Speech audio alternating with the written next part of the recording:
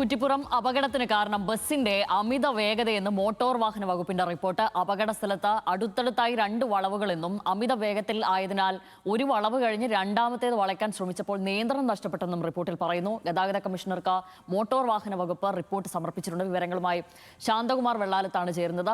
ശാന്തകുമാർ, നമ്മൾ ഞെട്ടലോടെ കണ്ട ഒരു ദൃശ്യമാണ്. അപ്പോഴും നമ്മൾക്കും ഈ പറയുന്നത് പോലെ പല സംശയങ്ങളും ഉണ്ടായിരുന്നു. എന്താണ് അപകടത്തിന്റെ കാരണം? പാതയുടെ പ്രശ്നമാണോ, വളവാണോ, അല്ലെങ്കിൽ വേഗതയാണോ എന്നൊക്കെയുണ്ട് ഉള്ള കാര്യങ്ങളായിരുന്നു മനസ്സിലേക്ക് വന്നിരുന്നത്. എന്തായാലും ഒരു റിപ്പോർട്ട് സമർപ്പിക്കപ്പെട്ടിരിക്കുന്നു. ആ റിപ്പോർട്ടിൽ എന്തൊക്കെയാണ് നിലവിൽ നിഗമനങ്ങളായി ഉള്ളത്?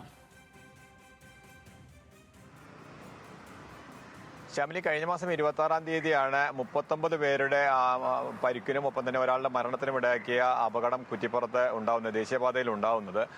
ഇതിന് പ്രധാനപ്പെട്ട കാരണം ബസ്സിന്റെ അമിത വേഗത തന്നെയായിരുന്നു. 50 കിലോമീറ്റർ ആണ് ആ പാതയിലൂടെ ബസ്സുകൾക്ക് പോകാനുള്ള വേഗത നിയന്ത്രിച്ചിരിക്കുന്നത്. പക്ഷേ ആ ബസ് പോയിരുന്നത് 120 കിലോമീറ്റർ വേഗതയിലാണ് എന്നുള്ളത് ദേശീയപാതയുടെ തന്നെ CCTV ദൃശ്യങ്ങൾ തന്നെ അതിന്റെ ഡിജിറ്റൽ തെളിവുകളും മോട്ടോർ വാഹന വകുപ്പിന് ലഭിച്ചിരുന്നു. ഇവയെല്ലാം പരിശോധിച്ചും ഇവയെല്ലാം നിരീക്ഷിച്ചും തന്നെയാണ് ഇപ്പോൾ മോട്ടോർ വാഹന വകുപ്പ് ട്രാൻസ്പോർട്ട് കമ്മീഷണർക്ക് റിപ്പോർട്ട് നൽകിയിരിക്കുന്നത്. റോഡിന്റെ അശാസ്ത്രീയതയും കൂടി അതിനകത്ത് ചൂണ്ടിക്കാണിക്കുന്നുണ്ട്. 2 അടുത്തടുത്ത വളവുകളുണ്ട്, ഒപ്പം തന്നെ നല്ല മഴയുമുണ്ട്. ഈ മഴയത്ത് റോഡിൽ വെള്ളം തങ്ങി നിൽക്കുന്നു. അത് കാരണം ഒരു വളവ് തിരിഞ്ഞ് അടുത്ത വളവിലേക്ക് എത്തുമ്പോൾ ബസ് വിചാരിച്ച പോലെ ആ വളവ് വളയ്ക്കാൻ അവിടെ കഴിഞ്ഞിട്ടില്ല ഡ്രൈവർക്ക്. അതുകൊണ്ട് ഗതാഗത നിയന്ത്രണം നഷ്ടപ്പെട്ടതാണ്. ഈ വാഹനം ആ ഡിവൈഡറിൽ ഇടിച്ച് രണ്ടെണ്ണായി മാറുകയും ചെയ്യുന്നു. അതിന്റെ ബോഡിയും ചേസിസും 2ആയി മാറിയിരുന്നു. അങ്ങനെയാണ് ആളുകൾക്ക് പരിക്കേൽക്കുകയും ഒരു മരണം സംഭവിക്കുകയും എല്ലാം ചെയ്തിട്ടുള്ളത്.